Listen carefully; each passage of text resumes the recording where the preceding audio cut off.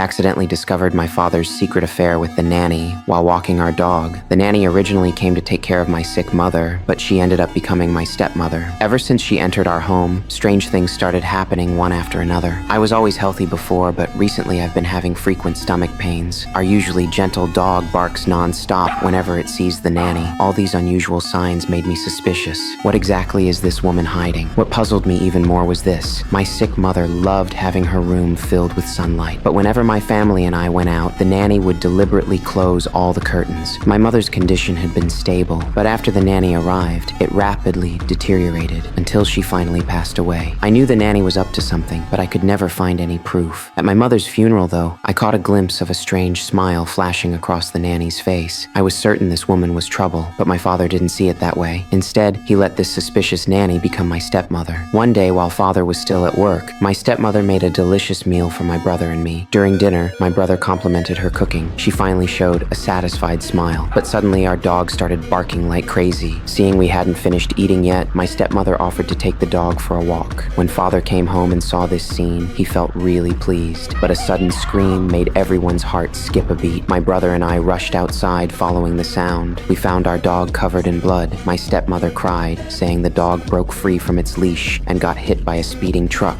Seeing my stepmother's panicked state, father quickly went to comfort her, but rage filled my heart. I didn't believe a word. You did this. You killed him. Wait, that's enough. Like you killed my mom. Danny, no. Shut up! I finally voiced my suspicions, but before father could stop me, my stomach started hurting severely again. The pain brought me to my knees. They rushed me to the hospital for a complete examination, but the doctors couldn't find anything wrong. Still, I was convinced my stepmother was secretly poisoning me. Father dismissed it completely, thinking I was just paranoid all the time. He said I was acting just like my late uncle who had schizophrenia. That put a weight on my mind. The next day, I searched online for symptoms of schizophrenia, but I didn't feel like anything was wrong with me. I was even more convinced the problem was my stepmother. The next morning, my stepmother brought me a steaming bowl of oatmeal. I sniffed it suspiciously, detecting a strange smell, so I secretly poured the oatmeal into my pencil case and called my friend to meet up. I was planning something important. Then I pretended to finish the oatmeal, grabbed my backpack, and got ready to leave. Where are you going? I'm just meeting a friend.